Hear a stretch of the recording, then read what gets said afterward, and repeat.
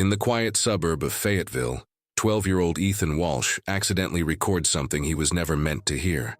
His father's fiancée whispering about a life insurance payout while his father is away. As wedding bells approach, no one believes the desperate boy's warnings. After all, who would suspect the kind pediatric nurse with the perfect smile? With only days before his father marries a woman with multiple identities and deadly intentions, Ethan must find proof of her deception before it's too late. But how far will this bride-to-be go to silence the only person standing between her and $500,000? The truth will be revealed in the most dramatic way possible. In front of everyone, his father knows. If you think you know where this story is heading, think again. Follow along to witness one boy's extraordinary courage as he fights to save his father from the ultimate betrayal. Like, subscribe, and comment where you're watching from to join the millions already captivated by this shocking true story. The rain drummed against the windows of the modest two-story house on Cliffdale Road, its rhythm matching the heavy beating of Ethan Walsh's heart. At 12 years old, he was too young to fully understand the complexities of adult relationships, but old enough to recognize when something felt wrong, and everything about his father's fiancée felt wrong. From his position at the top of the stairs, Ethan could see his father, Michael, in the kitchen below.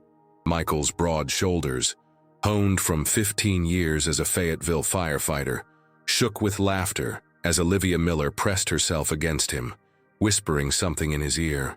Her cascade of blonde hair fell across her face as she tilted her head up to kiss him. She was beautiful.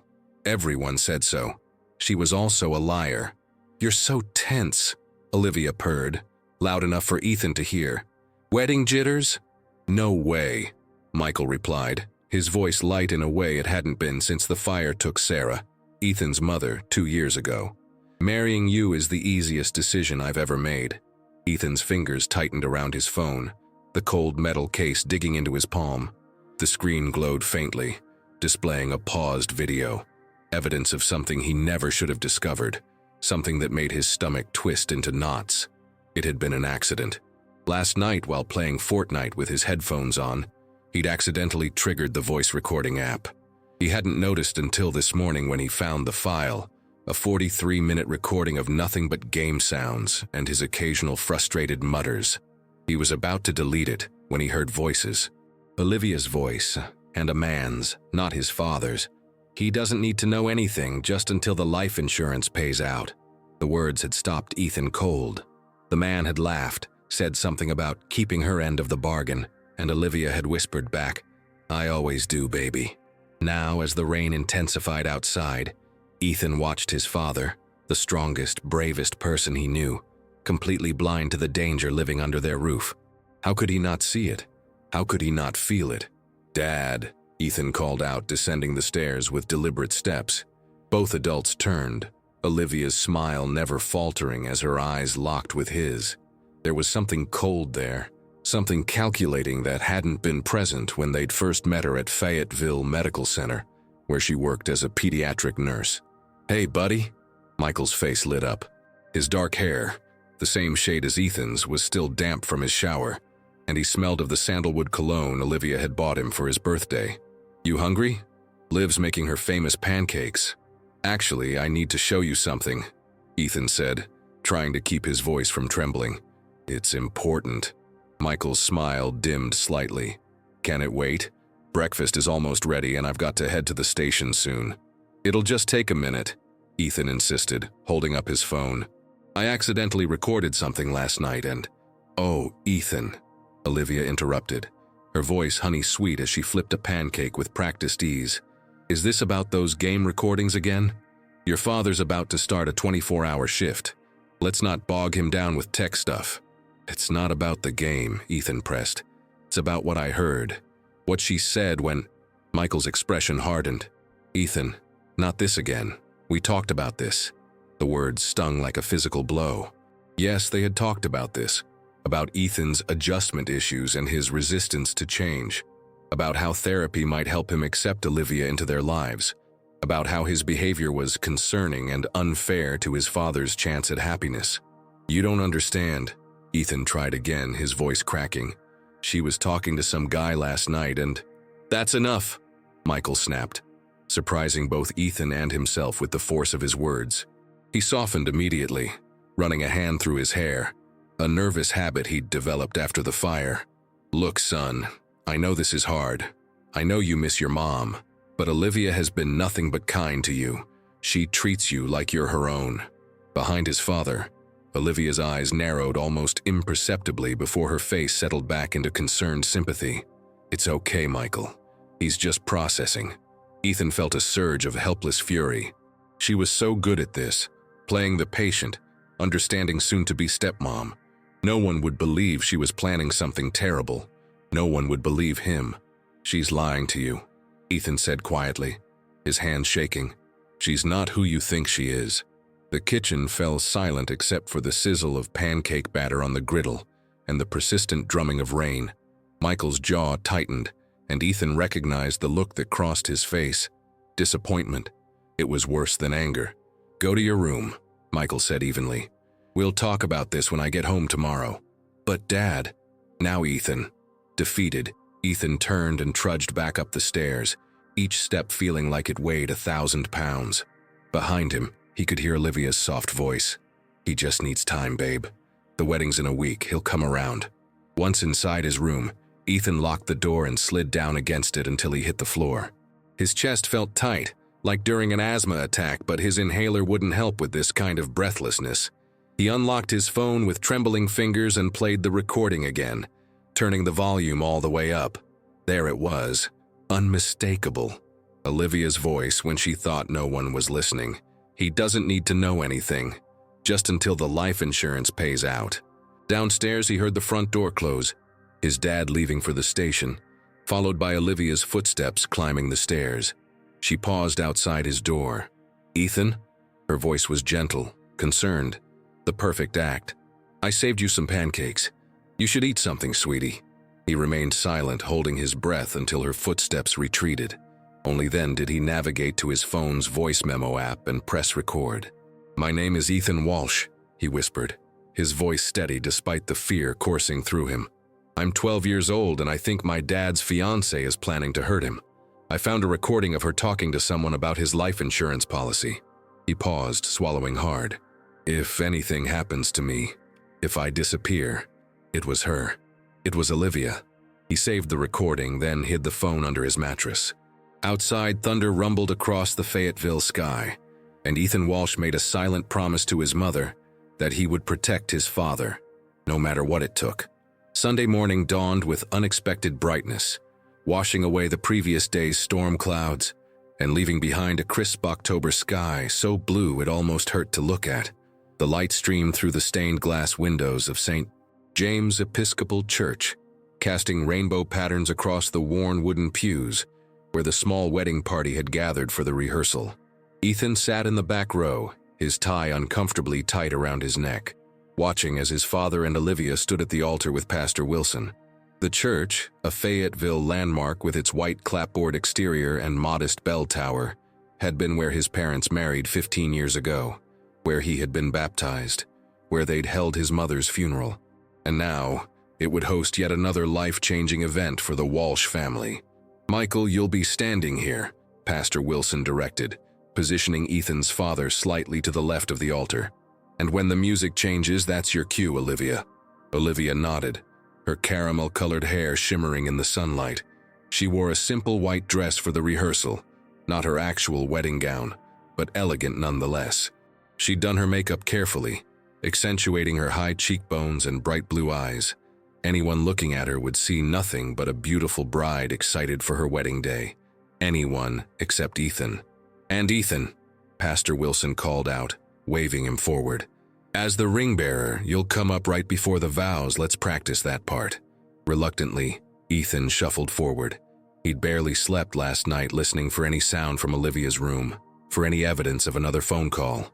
His father had left for his shift at the fire station, and the house had felt eerily quiet, except for Olivia's occasional movements downstairs. Every creak of the floorboards had made him jump. Now, as he approached the altar with the ring pillow they'd given him for practice, he could feel Olivia's gaze following him.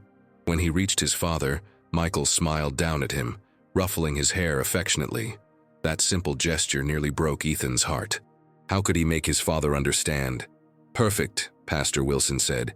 "Now let's go through the vows and—" A phone chimed softly, interrupting the rehearsal. Olivia's hand darted to her purse. "I'm so sorry," she said with an apologetic smile. "I'm on call at the hospital today. Let me just make sure it's not an emergency." She stepped away from the altar, her heels clicking against the wooden floor as she moved toward the vestibule. Ethan noticed how quickly she walked, how her shoulders tensed as she glanced at the screen. Something was wrong. "We'll take 5, Pastor Wilson announced. "Everyone stretch your legs." Ethan's father moved to chat with his best man, Uncle Dave, who had flown in from Colorado for the wedding, giving Ethan the perfect opportunity to follow Olivia. He slipped out through the side door and circled around through the church garden, positioning himself near the vestibule window, where Olivia stood with her back to him, phone pressed tightly to her ear. "I told you not to call me today, Trey," she hissed, her voice barely audible through the glass. "The kid's already suspicious. No, I've got it under control. Just stick to the plan." Trey. The name sent a jolt through Ethan's body. 2 weeks ago, while borrowing Olivia's phone to call his father when his own battery died, he'd glimpsed a text notification from someone named Trey. "Miss you. Can't wait to see you again." He'd thought nothing of it then. Maybe a cousin or an old friend. But now, the pieces started clicking into place. "The insurance policy is ironclad," Olivia continued, her voice dropping even lower. "Once we're married, I'm the sole beneficiary. But we need to wait." "Yes, I know that." "Don't you think I know that?" Ethan's heart pounded so loudly he was sure she would hear it. He needed proof, something more than his word against hers. Fumbling with his phone, he tried to open the recording app, but his trembling fingers couldn't navigate the screen fast enough. "I have to go," Olivia said suddenly. "I'll call you later." Ethan ducked behind a large hydrangea bush as Olivia ended her call and took a deep breath, composing herself before returning inside. The serene smile was back in place, the tension in her shoulders gone, as if she'd simply flipped a switch. It was terrifying how easily she could do that. After the rehearsal concluded, they gathered at Millstone Family Restaurant, a local favorite with its home-style cooking and checkered tablecloths, for a casual lunch. Michael sat beside Olivia, his arm draped casually around her shoulders, while Ethan picked at his chicken tenders, unable to eat. Across from him sat his grandmother, Eleanor, his mother's mother, who had driven over from Wilmington for the wedding despite her arthritis making the 2-hour drive painful. "You're quiet today, sweetie," Grandma Eleanor noted, reaching across to squeeze his hand. At 72, her fingers were gnarled with arthritis, but her grip remained surprisingly strong. "Everything okay?" Ethan shrugged, hyper-aware of Olivia watching their interaction from the corner of her eye while she chatted with Pastor Wilson's wife. "Can I come stay with you tonight?" he whispered, leaning across the table. Eleanor's eyebrows rose in surprise. "Tonight? But your father's at the station and I thought Olivia was watching you." "Please, Grandma," Ethan pleaded. "I need to talk to you, alone." Eleanor studied her grandson's face, noting the dark circles under his eyes and the tension in his jaw, so like his mother's when she was worried. "All right," she said finally. "Let me speak with Olivia." Ethan watched as his grandmother approached Olivia, who was now standing by the dessert table. They spoke briefly, Olivia's expression shifting from surprise to concern to understanding, all in the span of seconds. She was good at that, showing people exactly what they expected to see. When she glanced his way, she smiled warmly, but her eyes remained cold. Later, as they prepared to leave, Olivia pulled him aside, bending down to his level. To anyone watching, it would appear to be a tender moment between future stepmother and son. "Today, try not to ruin the photos, okay, champ?" she whispered, her breath warm against his ear, her smile never faltering.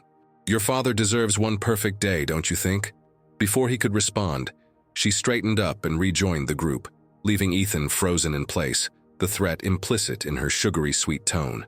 As they left the restaurant, Grandma Eleanor caught up with him, her car keys jangling in her hand. "Go get your overnight bag from home," she said. "I'll pick you up in 30 minutes. In the parking lot, Ethan overheard his grandmother talking to Pastor Wilson. "That young woman," Eleanor was saying, her voice puzzled. "I could swear I've seen her face before, but not with the name Olivia." The ride to Grandma Eleanor's small bungalow on the other side of town was mostly silent, but as they pulled into her driveway, she turned to him with the piercing gaze that had intimidated Ethan since childhood. "Now," she said firmly, "tell me exactly what's going on." And for the first time since finding the recording, Ethan felt a glimmer of hope. Someone was finally going to listen. Grandma Eleanor's living room smelled of cinnamon and old books. The floral-patterned couch, a relic from the 1980s, creaked as Ethan sank into its cushions, his overnight bag abandoned by the door. Rain had started again, pattering against the windows of the small bungalow, casting the room in a grayish hue despite it being only mid-afternoon. "I made you some hot chocolate," Eleanor said, shuffling in from the kitchen with 2 steaming mugs.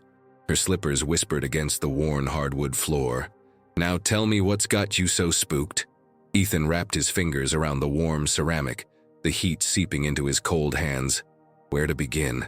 Would his grandmother believe him when his own father didn't? "It's Olivia," he said finally, his voice small in the quiet room.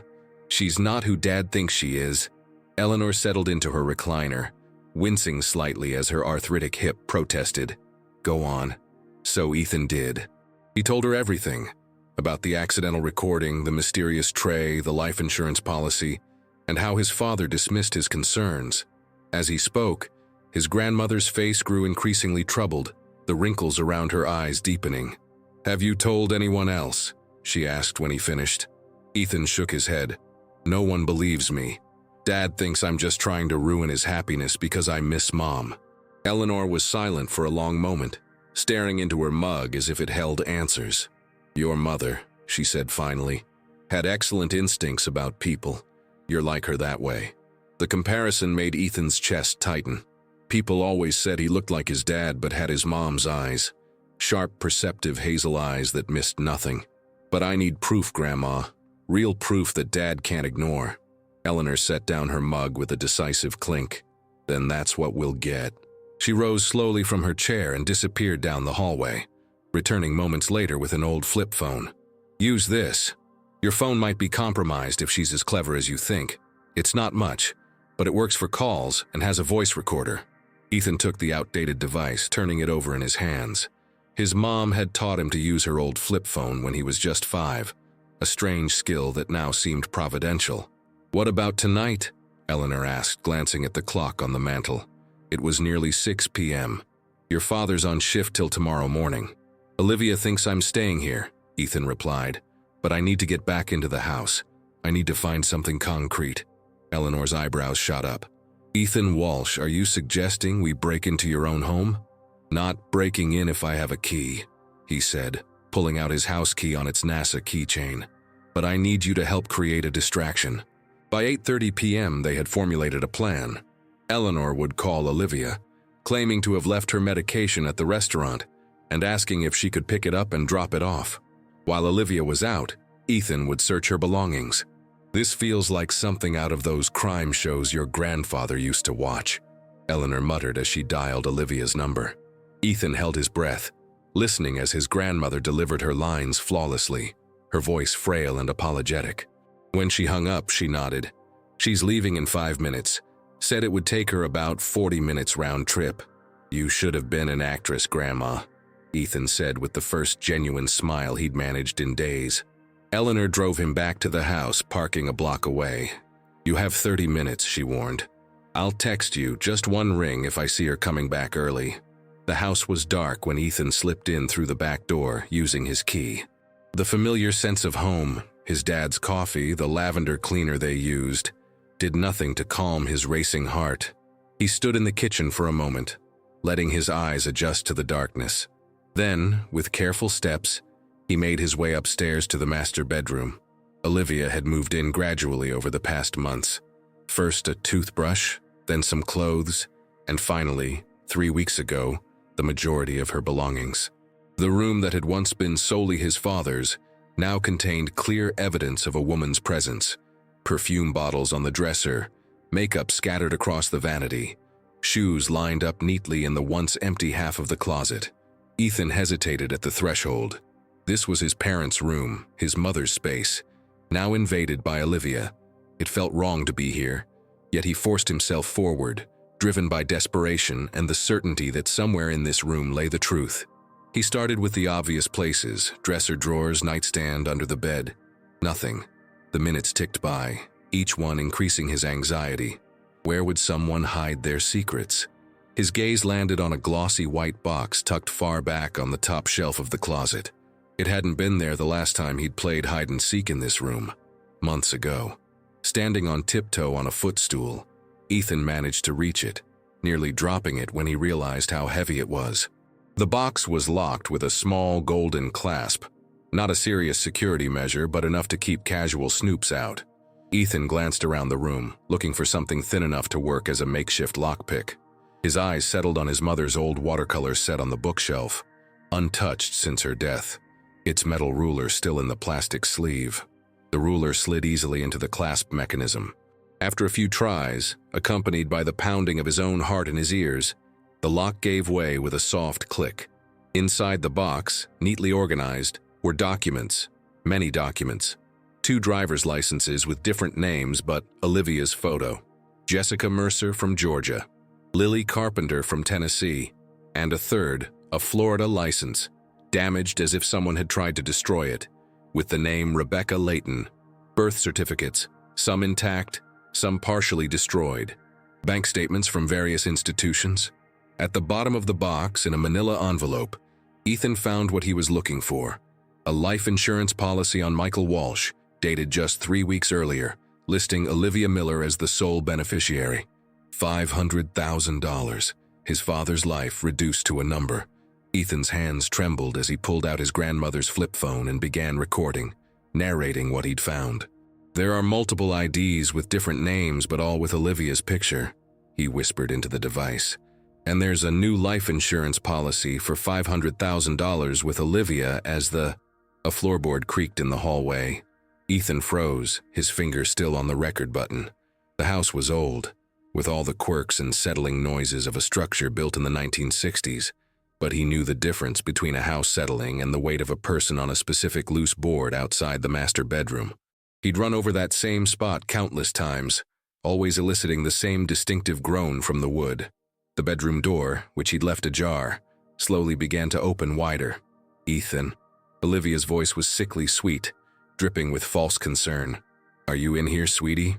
The phone slipped from Ethan's grasp, clattering to the floor at the exact moment Olivia's silhouette appeared in the doorway. Olivia stood perfectly still in the doorway, her figure silhouetted against the hallway light. The open box sat accusingly on the bed, its contents scattered like evidence at a crime scene. Time seemed suspended as her gaze traveled from the exposed documents to Ethan's pale face, then down to the flip phone lying on the hardwood floor between them. "Well," she said finally, her voice unnervingly calm. "This is awkward." Ethan's mouth went dry. His grandmother's warning text never came. How had Olivia returned so quickly? Had Eleanor seen her? Was his grandmother okay? Olivia stepped into the room, closing the door behind her with a soft click that sounded like a gunshot in the tense silence. She was still wearing the same outfit from earlier, dark jeans and a cream-colored sweater that made her look wholesome and approachable. The perfect future stepmom. Except now her eyes had lost all pretense of warmth. "Your grandmother called about her medication," Olivia said, taking another step forward. Her movements were deliberate, calculated. "But when I got to the restaurant, they said they hadn't found anything. Curious, isn't it?" Ethan said nothing, his mind racing. The window behind him was closed. The door was blocked. The flip phone lay just out of reach. "I thought you might try something like this," Olivia continued. "You're clever, too clever for your own good. Just like your mom was, I hear." The mention of his mother sent a jolt of anger through Ethan. "Don't talk about her," he said, his voice low. Olivia's lips curved into something resembling a smile, but there was no humor in it. "Look, Ethan, we don't have to be enemies. I actually came back to get my coat, but I'm glad we can clear the air." She gestured to the box. "You're obviously confused about what you found." "I'm not confused," Ethan replied, his courage returning in small bursts. "I know you're planning to hurt my dad." Olivia sighed, perching on the edge of the bed as if they were having a casual chat. "That's quite an imagination you have. These are just some old IDs and paperwork from my past. People change their names for lots of reasons. Safety, fresh starts. I've had a complicated life. And the insurance policy? Ethan challenged. Your father's idea, she said smoothly. He wants to make sure I'm taken care of if anything happens to him. It's what responsible adults do when they get married. She reached for the box, but Ethan darted forward and snatched the life insurance document. I'm going to show this to Dad, he said, backing toward the window. And the recording of you talking to Trey. Something flickered in Olivia's eyes at the mention of Trey. A brief flash of what looked almost like fear before it was replaced by calculated composure. Trey, she repeated softly. So you've heard of him. And then, unexpectedly, Olivia did something Ethan hadn't anticipated. She sat down heavily on the bed and buried her face in her hands. When she looked up, her eyes were glistening with what appeared to be genuine tears. You don't understand, Ethan, she whispered. Nobody does. The sudden shift threw Ethan off balance. Was this another act? It had to be. Yet something in her voice sounded different, raw, unfiltered. Trey Daniels isn't my lover, she continued, her voice trembling slightly. He's my ex-husband, the man who put me in the hospital 3 times before I finally got away from him. She pulled up her sleeve, revealing a jagged scar running from her wrist halfway up her forearm. He did this when I told him I wanted a divorce. Ethan stared at the scar, his certainty wavering. It looked real, the tissue puckered and discolored with age. Those IDs, Olivia continued, gesturing to the box, were my lifelines. Every time he found me, I had to become someone new, move somewhere else. I've been Olivia Miller for almost 3 years now, the longest I've managed to stay hidden. But you were talking about the life insurance, Ethan insisted, though his voice lacked its earlier conviction. He's blackmailing me, Olivia said, a single tear tracking down her cheek. Trey found me again 3 months ago. He has videos, Ethan. Videos he took of me being forced to help him con people years ago. He's threatening to send them to your father, to the hospital where I work. I'd lose everything. She wiped her tears with the back of her hand. The life insurance was your father's idea, but Trey is pressuring me to increase the amount. He wants me to give him money after I marry your dad. That's what you heard, me trying to stall him until after the wedding. Ethan's mind raced, trying to process this new information. Could it be true? Or was this an elaborate lie to explain away what he'd discovered? Why haven't you told my dad? Or the police? He asked. The police? Olivia laughed bitterly. I tried that in Atlanta. Trey has friends in the department. As for telling your father, she trailed off, looking suddenly vulnerable. I was going to, after the wedding. I just wanted one perfect day where the past didn't exist. Is that so wrong? The room fell silent except for the persistent drumming of rain against the window. Outside, a car passed by, its headlights briefly illuminating Olivia's tear-stained face. I don't believe you, Ethan said finally, though uncertainty had crept into his voice. Olivia nodded slowly. I understand. Trust is earned and I haven't done much to earn yours. She stood up, smoothing down her sweater. Keep the documents if you want. Show them to your father. But understand what you're doing. You'll be helping Trey destroy the life I've built. The life I want with you and your dad. She moved toward the door, then paused, her hand on the knob. Whatever you decide, I won't be angry with you, Ethan. Just know that sometimes the world isn't black and white. Sometimes people do bad things because they're trapped. With that, she left, closing the door softly behind her. Ethan stood frozen, the insurance document still clutched in his hand. His mind was a battlefield of conflicting thoughts. Was Olivia telling the truth about Trey? Was she the victim, not the villain?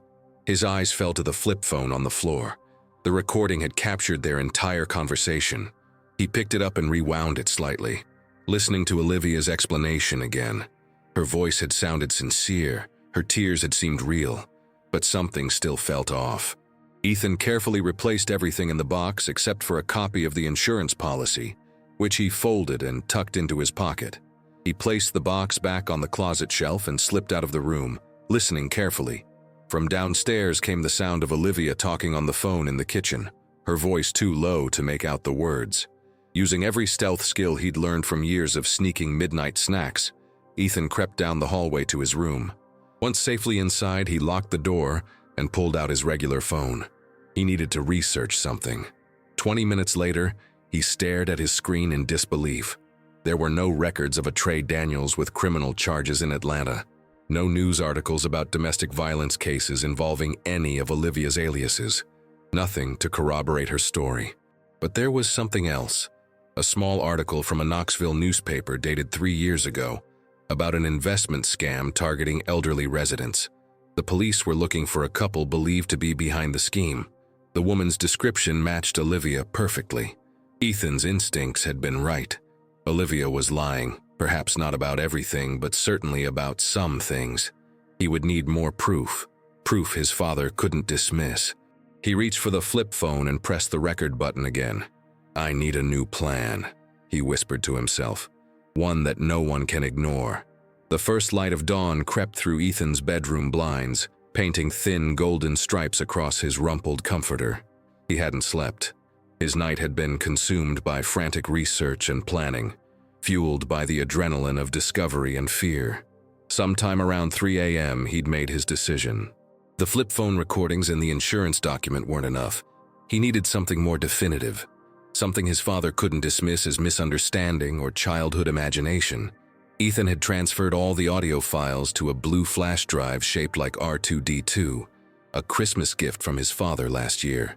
The small device now contained everything: the original accidental recording, his conversation with Olivia, and his own detailed narration of the documents he'd found. He'd also taken photos of the multiple IDs and saved screenshots of the Knoxville newspaper article. It wasn't conclusive proof of Olivia's intentions, but it was enough to raise serious questions.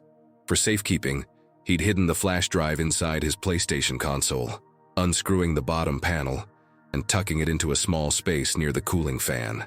It was the perfect hiding place. Olivia never touched his gaming equipment, claiming video games gave her migraines. Now, as the neighborhood stirred to life outside his window, Mrs. Benson walking her dachshund, the Henderson twins waiting for the school bus, Ethan finally allowed his heavy eyelids to close. His father would return from his shift at 8 a.m., and Ethan planned to show him everything then, when Olivia would be at work at the hospital. Sleep claimed him almost instantly, dragging him into a deep, dreamless darkness.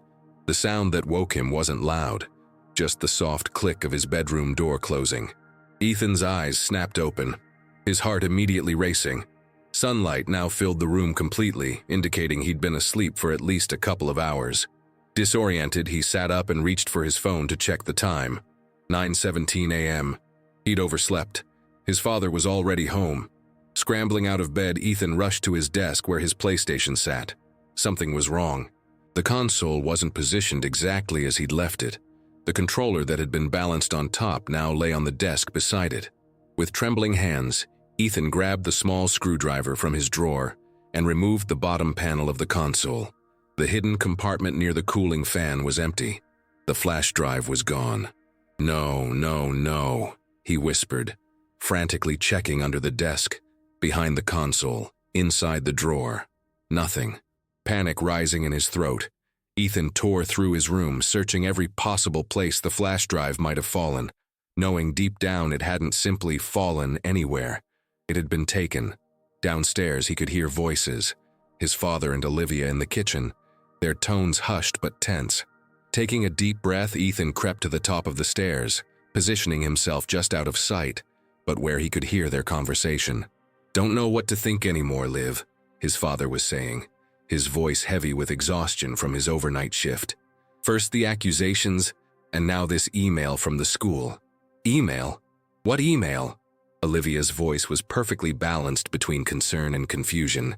Apparently, Ethan's been accessing the school's computer systems without permission.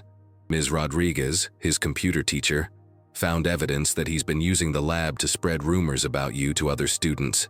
Ethan's blood ran cold. He'd done no such thing. He hadn't even been in the computer lab for weeks.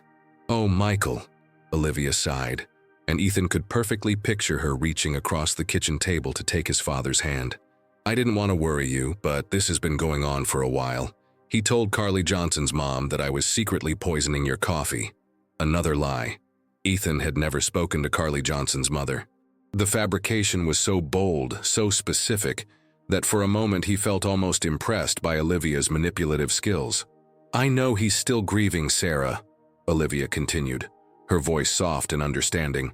"And seeing you with someone new must be so hard for him. But Michael, I'm getting worried about him. These fantasies, these accusations, they're becoming more elaborate. It's not healthy."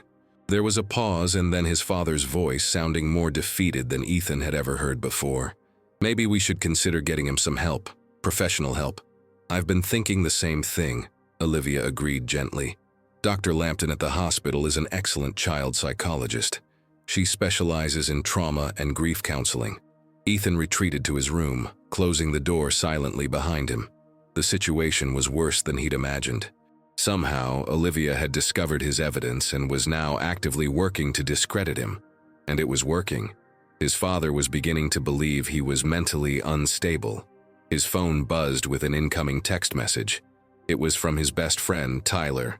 "Dude, what's going on? My mom just got a call from the principal saying you hacked the school computers?" Ethan stared at the message in disbelief. How far had Olivia's lies spread already? He quickly texted back, "I didn't do anything. It's complicated, call you later." But would Tyler even believe him? Would anyone? Desperate for an ally, Ethan called his grandmother, praying she would answer. After 4 rings, Eleanor's familiar voice came through, sounding concerned. "Ethan, are you all right? I've been worried sick since last night when you didn't come back to the car." "Grandma, everything's falling apart," he whispered, glancing nervously at his door. "Olivia found the flash drive where I saved all the evidence. Now she's telling Dad I'm making things up, that I need to see a psychologist. She even hacked the school computers to make it look like I was spreading rumors." There was a long pause on the other end of the line. "Ethan, honey, that's a very serious accusation," Eleanor said finally, her voice careful. "Are you sure she's the one who did that? Hacking isn't easy, especially for someone who works in healthcare, not computers." The doubt in his grandmother's voice sent a chill through Ethan. Even she was starting to question him. "You believe me, don't you?" he asked, his voice cracking. "About Olivia?" Another pause. "I believe that you believe it, sweetheart. But sometimes our fears can make us see things that aren't there. Your mom had a vivid imagination too." Tears of frustration pricked at Ethan's eyes. "This isn't imagination, Grandma. She's going to hurt Dad. I know it. Why don't you come stay with me again tonight?" Eleanor suggested. "Give yourself some space to think clearly." "I can't leave Dad alone with her," Ethan insisted. "Then I'll come there for dinner," his grandmother countered. "I want to see for myself what's happening." After hanging up, Ethan sat on the edge of his bed, trying to formulate a new plan. The missing flash drive was a devastating setback, but he wasn't giving up. If Olivia wanted psychological warfare, he would fight back. Opening his notebook, Ethan scrawled a message in large letters. "Nobody believes me, but if I die, she is the one to blame." He deliberately left it visible on his desk before heading downstairs to face whatever came next. As he descended the stairs, Ethan heard his father on the phone, his voice serious and professional. His firefighter voice, as Mom used to call it. "Yes, Principal Delaney. I understand the severity. No, we had no idea he was capable of." "Yes, we're looking into counseling options immediately." Ethan paused on the landing, watching as Olivia stood beside his father, her hand on his shoulder in a gesture of support, her face a perfect mask of concerned compassion. When she noticed Ethan, her expression didn't change, but something in her eyes did. A gleam of triumph, quickly hidden. In that moment, Ethan knew with absolute certainty that this woman would stop at nothing to get what she wanted. And what she wanted was his father's life insurance money. The wedding was just 5 days away. Ethan was running out of time. The atmosphere in Fayetteville Middle School's bustling hallway felt suffocating. Students pushed past Ethan, their laughter and chatter creating a dissonant soundtrack to his silent panic. His locker, plastered with NASA stickers and a faded photo of him and his mom at Cape Canaveral, offered no refuge from the whispers that seemed to follow him. "That's him," he heard Carly Johnson mutter to her friend as they passed. "My mom says he's having like psychotic episodes or something. I heard he hacked the school computers," another voice added. Ethan slammed his locker shut with more force than necessary, drawing further stares. He hadn't slept properly in days. Dark circles shadowed his eyes, and his usually tidy hair stuck out at odd angles despite his half-hearted attempts to smooth it down that morning. The previous night's dinner with his grandmother had been a disaster. Eleanor had arrived bearing a peach cobbler, his father's favorite, and seemingly sincere attempts to understand the situation. But every time Ethan tried to explain his concerns about Olivia, the adults exchanged that look, the one that said they were humoring him while mentally calculating therapist costs. His only consolation was that his computer teacher, Ms. Rodriguez, had pulled him aside that morning with furrowed brows. "Ethan, the activity on your account occurred during 5th period yesterday, when you were definitely in my class presenting your Mars rover project. Someone else used your credentials. It wasn't much, but it was something. Proof that someone was framing him. The question was whether Ms. Rodriguez would report this discrepancy to the principal, or if Olivia's web of manipulation had already ensnared the entire school administration." Halfway through his English class, a hall monitor appeared at the door, whispering something to Mr. Bennett. The teacher's eyes darted to Ethan. "Mr. Walsh, you're wanted in the counselor's office," he announced, causing 26 heads to swivel in Ethan's direction. The walk to Mrs. Patel's office felt like a death march. Each step down the empty hallway echoed ominously against the rows of lockers. What awaited him? More accusations? A psychological evaluation? His father's disappointed face? To his surprise, Mrs. Patel was alone in her office. Her kind face creased with concern as she gestured for him to sit in the plush chair across from her desk. "Ethan, how are you holding up?" she asked, pushing a box of tissues toward him, though he wasn't crying. Not yet, anyway. "Fine," he lied, picking at a loose thread on his jeans. Mrs. Patel studied him for a moment, her dark eyes searching his face. "Your grandmother called me this morning," she said finally. "She's worried about you, and frankly, so am I." Ethan's head snapped up. "Did she tell you about Olivia, about what I found?"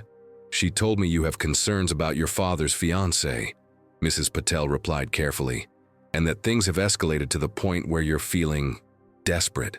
"I'm not making it up," Ethan insisted, leaning forward. "I have proof, or I did, before she stole it." Mrs. Patel's expression remained neutral, professional. "Ethan, grief can manifest in complicated ways. Sometimes our minds create narratives to help us process loss. This isn't about my mom." Ethan's voice rose, frustration bubbling over. "This is about Olivia trying to hurt my dad, and nobody believing me." "I want to believe you," Mrs. Patel said softly. "But I need you to help me understand. Walk me through what happened, step by step." For the next 20 minutes, Ethan recounted everything, from the accidental recording to the multiple IDs to the school computer frame job. As he spoke, Mrs. Patel took notes, her expression thoughtful rather than dismissive. "That's quite a sequence of events," she said when he finished. "Have you considered that there might be explanations for some of these things that don't involve criminal intent? For instance, many survivors of domestic abuse do change their identities." "I checked," Ethan countered. "There's no record of any Trey Daniels abusing her in Atlanta, but there is a news article about an investment scam in Knoxville that matches her description." Mrs. Patel set down her pen. "I see you've done your research," she acknowledged. "Here's what I'm going to do. I'll speak with Ms. Rodriguez about the computer access issue. If someone else used your credentials, that's a serious matter regardless of who did it." It wasn't exactly the full-throated belief Ethan had hoped for, but it was something. As the final bell rang, signaling the end of the school day, Ethan gathered his backpack, feeling a glimmer of hope for the first time in days. "One more thing," Mrs. Patel said as he reached the door. "Your notebook was found in the computer lab." The message inside was concerning. She pulled a familiar spiral-bound notebook from her desk drawer, the one he'd deliberately left open on his desk at home. Ethan stared at it, his mouth suddenly dry. "I didn't take that to school. I left it at home, on my desk." Mrs. Patel's expression changed, a flicker of uncertainty crossing her features. "You're certain?" "Positive." Ethan felt a chill run down his spine. Olivia had been in his room again, planting evidence. How far was she willing to go to discredit him? Instead of waiting for his usual bus, Ethan made a split-second decision and ran the 12 blocks to his grandmother's house. ignoring the weight of his backpack and the stitch that developed in his side. By the time he reached her neat bungalow with its white picket fence and meticulously tended rose bushes, he was drenched in sweat and gasping for breath. Eleanor opened the door before he could knock, her eyes widening at his disheveled appearance. "Ethan, what on earth?"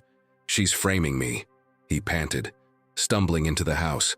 "Olivia took my notebook from home and planted it at school with a suicide note. She's trying to make everyone think I'm crazy or suicidal so no one will believe me when I tell them what she's doing." Eleanor guided him to the kitchen table, pouring him a glass of water which he gulped down gratefully. "Slow down, sweetheart, you're not making sense." "It makes perfect sense," Ethan insisted, wiping his mouth with the back of his hand. "She's isolating me, turning everyone against me, even you and Dad. It's what abusers do. We learned about it in health class." Something in his words seemed to resonate with Eleanor. She sat down heavily across from him, her arthritic hands clasped tightly together. "Your mother was worried about something before she died," she said quietly. Ethan froze. "What do you mean?" Eleanor rose slowly and walked to the hutch in the corner of the dining room. From a small drawer, she extracted a sealed envelope, yellowed slightly with age. "I've never shown this to anyone," she said, returning to the table. "Your mother wrote this letter 3 days before the fire. She made me promise to give it to you if anything ever happened to her, but you were so young, so devastated. I could never find the right time." With trembling hands, Ethan took the envelope. His name was written on the front in his mother's familiar handwriting, looping, elegant cursive that had always seemed magical to him. The seal had never been broken. "I'll give you some privacy," Eleanor said, touching his shoulder gently before retreating to the living room. Alone in the kitchen, with afternoon sunlight streaming through the lace curtains, Ethan carefully opened the envelope and unfolded the single sheet of paper inside. "My darling Ethan," it began, "if you're reading this, something has happened to me and I am so sorry to leave you. You are the greatest joy of my life, my miracle boy who sees the world with such clarity and courage. I need you to promise me something. Take care of your father. He is a good man, but he becomes blind when he's sad. He trusts too easily because he cannot imagine the darkness that exists in some hearts. You have my eyes, Ethan. Not just their color, but their ability to see what others miss. Trust what you see, even when others doubt you. And know that I am watching over you, always. All my love, Mom." Tears blurred Ethan's vision, dropping onto the paper and creating small, translucent blooms on the ink. His mother had known. Somehow she had sensed that one day Ethan would need to protect his father from someone his father couldn't see clearly. With renewed determination, Ethan folded the letter carefully and placed it in his pocket. The wedding was in 4 days. He had no evidence, no allies who fully believed him, and a seemingly omniscient adversary who anticipated his every move. But he had his mother's words. He had her eyes. And now he had her courage. The church where the wedding would take place was only a few blocks from his grandmother's house. As dusk settled over Fayetteville, Ethan slipped out the back door while Eleanor dozed in her recliner. He had one last, desperate plan, and it would either save his father or destroy what little credibility Ethan had left. The morning of the wedding arrived with cruelly perfect weather. A brilliant October sky stretched over Fayetteville like a painter's masterpiece, all azure blue and wisps of cloud. St. James Episcopal Church stood against this backdrop, its white clapboard exterior freshly painted for the occasion, the steeple reaching toward heaven as if seeking divine approval for the union about to take place within its walls. Inside, the sanctuary hummed with pre-ceremony activity. Flower arrangements of white roses and eucalyptus adorned each pew end. The organist practiced the wedding march, the notes echoing through the vaulted ceiling. Guests filtered in, dressed in their Sunday best, exchanging pleasantries and admiring the transformation of the humble church into a wedding venue. In the small vestry room off the main sanctuary, Michael Walsh adjusted his tie for the 3rd time, his fingers clumsy with nerves. His best man, Uncle Dave, slapped him good-naturedly on the shoulder. "Steady there, firefighter," he teased. "You've run into burning buildings with less anxiety than this." Michael managed a weak smile. "It's not the wedding that's making me nervous," he admitted, his voice low. "It's Ethan. He didn't come home last night. Spent the night at Eleanor's again." Uncle Dave's expression sobered. "The kid's having a tough time, Mike. Can't blame him. Losing Sarah, now seeing you start a new chapter, that's a lot for a 12-year-old. Michael's gaze drifted to the window, where he could see guests continuing to arrive. It's more than that. He's convinced himself that Olivia is some kind of con artist planning to harm me. The school counselor called yesterday. They're concerned about his mental state. Kids and imagination," Dave said with a forced lightness that didn't reach his eyes. "Remember when you were convinced your third-grade teacher was an alien because she drank green smoothies?" The attempted humor fell flat. Michael ran a hand over his face, suddenly looking older than his 38 years. "This is different. It's like he's created this entire conspiracy in his head, and nothing I say can talk him out of it." A soft knock at the door interrupted their conversation.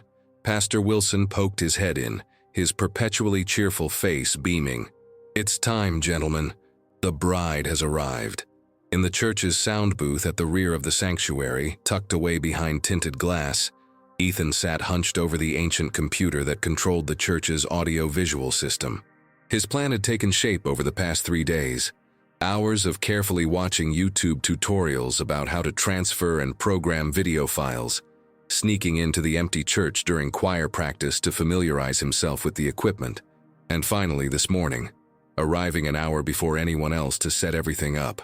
Beside him lay his last remaining piece of evidence, a new flash drive containing a copy of the original recording he'd salvaged from his phone's cloud backup.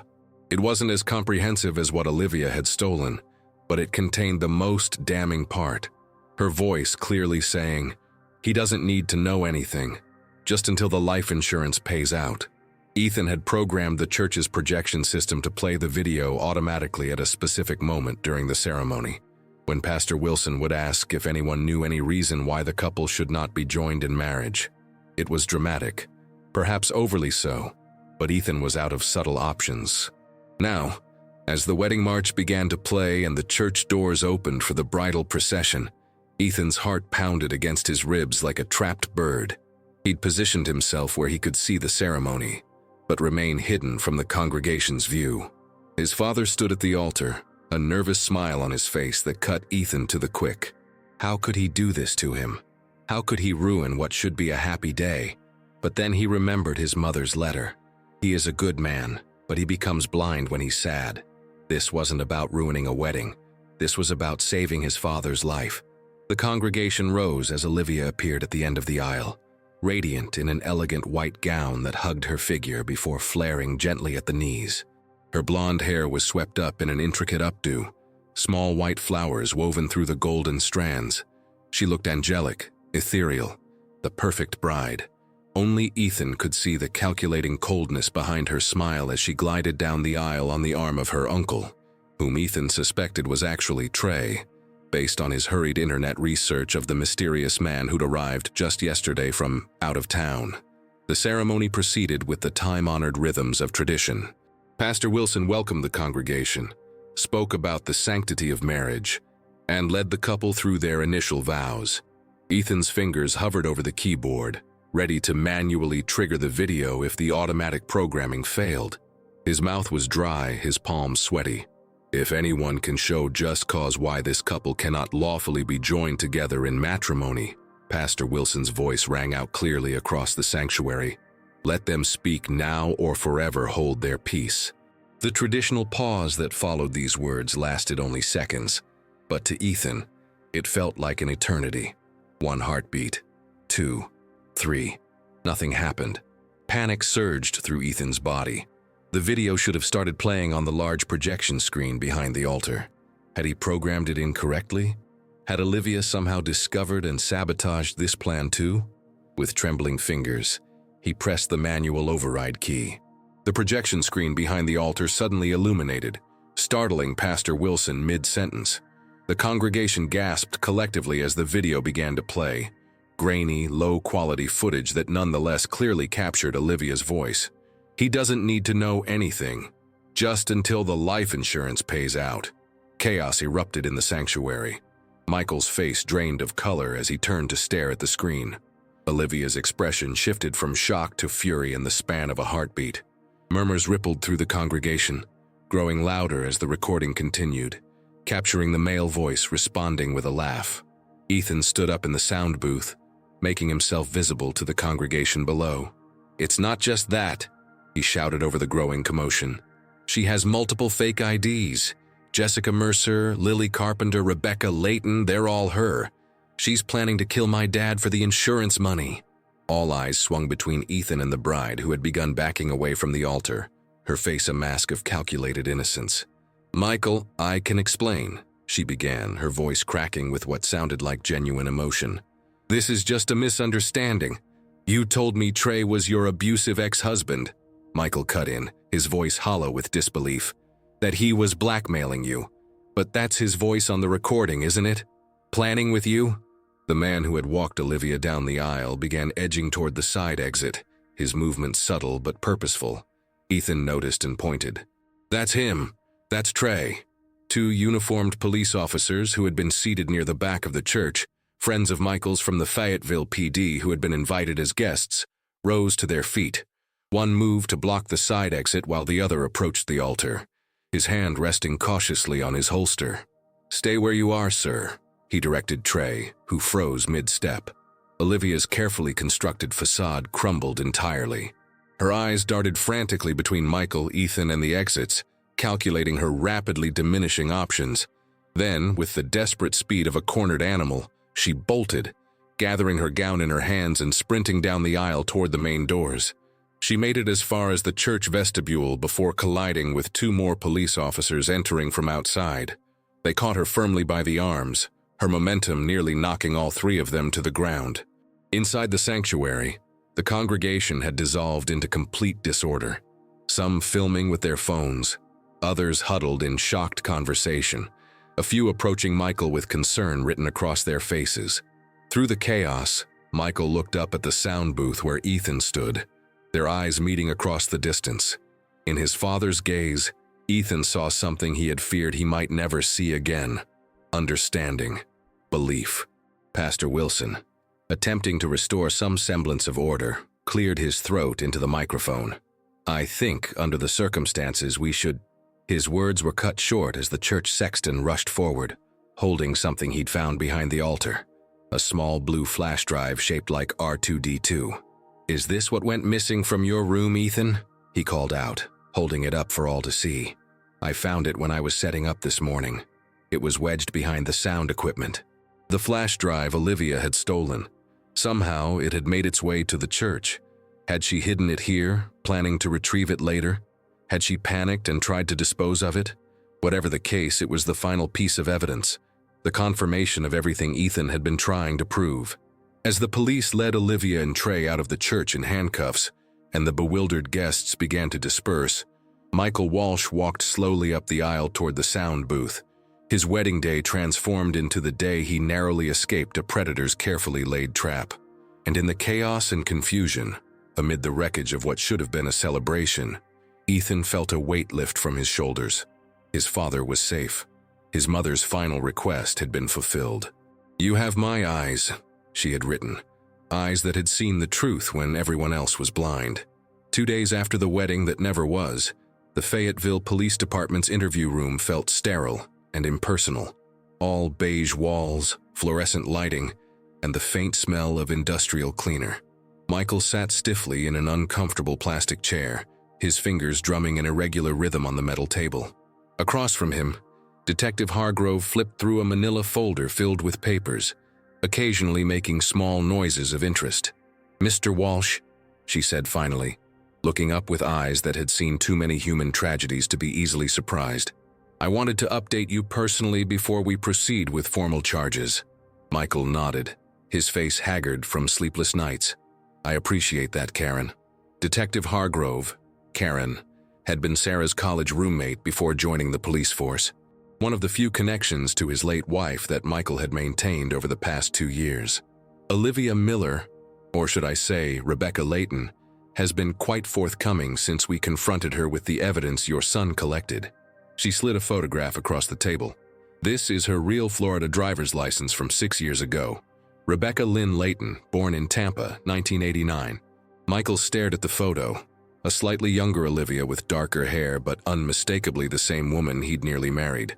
The woman who had shared his bed, his home, his grief. The woman who had earned his complete trust while apparently plotting his demise. "And Trey?" he asked, his voice strained but steady. "Andrew Trey Matheson III. He has outstanding warrants in 3 states for fraud, identity theft, and elder abuse. They've been working together for at least 7 years, targeting specifically widowers with life insurance policies or substantial assets." Detective Hargrove's voice softened slightly. "You're not the first, Michael. But thanks to Ethan, you may be the last." Michael closed his eyes briefly, the full magnitude of what his son had prevented washing over him anew. When he opened them again, Detective Hargrove was watching him with professional sympathy. "She's asking to see you," she said quietly. "Olivia, Rebecca, whatever her name is." Michael's surprise was evident. "Why would I agree to that? That's entirely your decision. She claims there are things you should know, explanations you deserve." The detective shrugged. "It could be just another manipulation tactic, or it could be genuine remorse. Either way, we've set up an interview room if you decide to hear what she has to say." Michael considered the offer, conflict evident in his expression. Part of him wanted to walk away, to put as much distance as possible between himself and the woman who had so thoroughly deceived him. But another part, the part that had loved her, or thought he had, needed answers.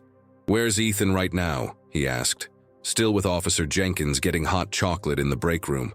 That kid's got quite a taste for marshmallows."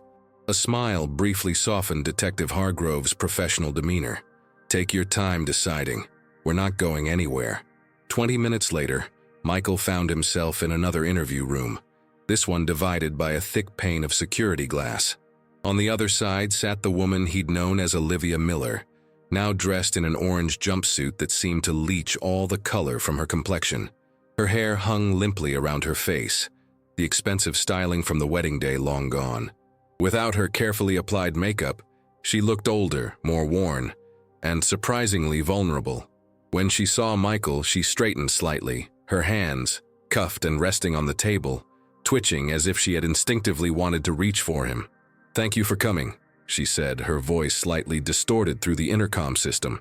"I didn't think you would." "I almost didn't," Michael replied flatly. "Make it quick.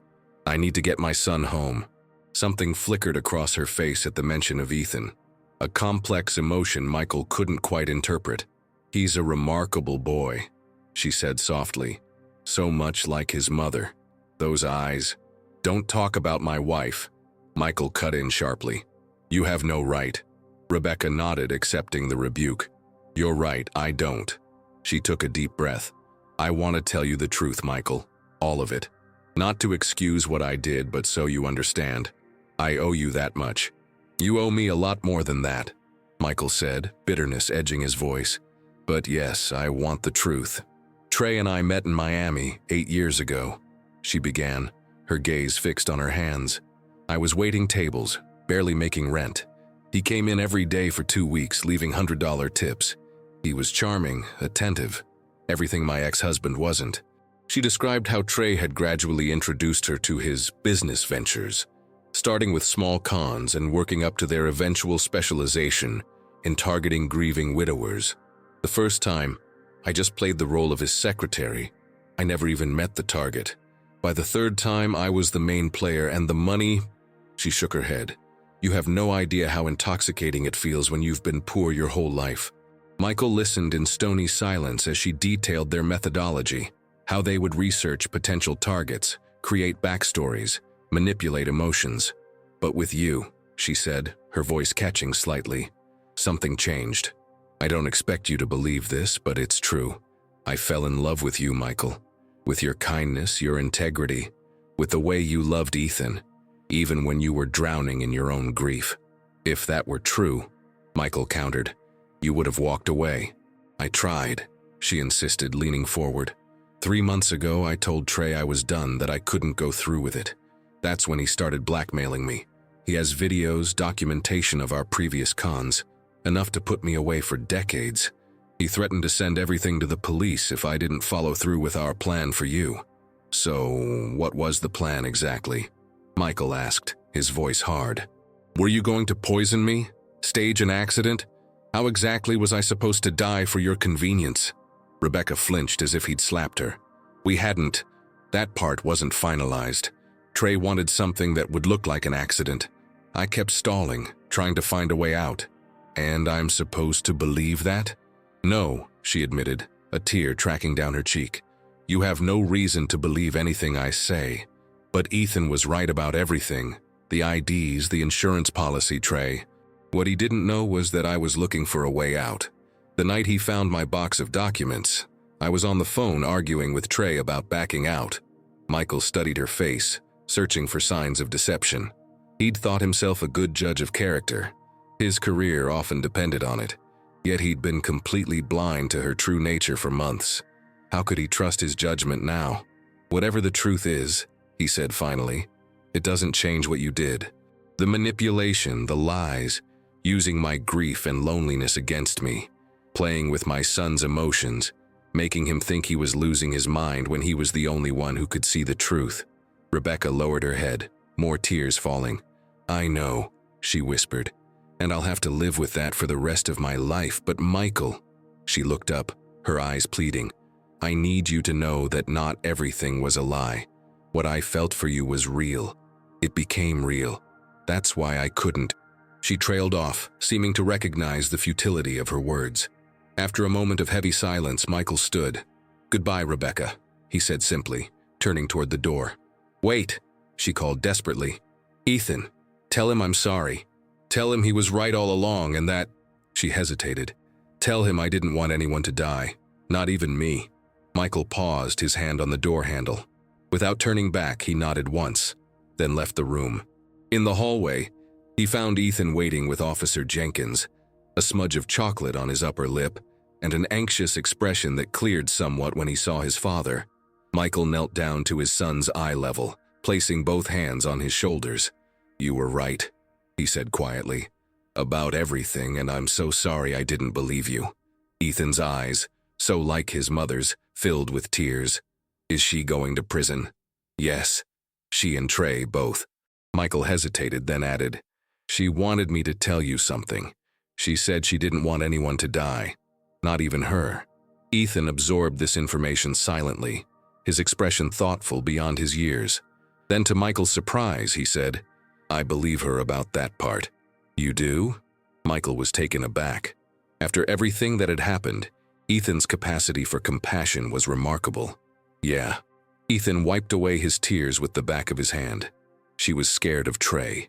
I could tell when she talked to him on the phone.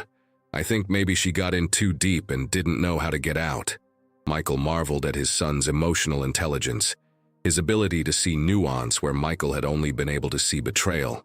In that moment, the resemblance to Sarah was so strong it took his breath away. Later that night, in their quiet house now purged of all traces of Olivia, Rebecca, Michael sat on the edge of Ethan's bed. The blue glow of the NASA nightlight cast soft shadows across the room as Ethan pulled something from beneath his pillow. An envelope. Grandma gave this to me, he explained, handing it to his father. It's from Mom. She wrote it right before the fire. Michael took the letter with trembling hands, reading Sarah's final words to their son. When he finished, tears streamed freely down his face. She knew, he whispered. Somehow she knew you'd need to be strong for both of us one day. Ethan nodded, a small, sad smile lifting the corners of his mouth. I did what she asked. I took care of you, Dad, like she wanted me to. Michael gathered his son into a fierce hug, overwhelmed by grief, gratitude, and love. When they finally pulled apart, Ethan was smiling, truly smiling, for the first time in months. What happens now? He asked. Michael brushed the hair back from his son's forehead. Now, we rebuild. Again. Together. He managed a smile of his own. And maybe I'll listen to you more often.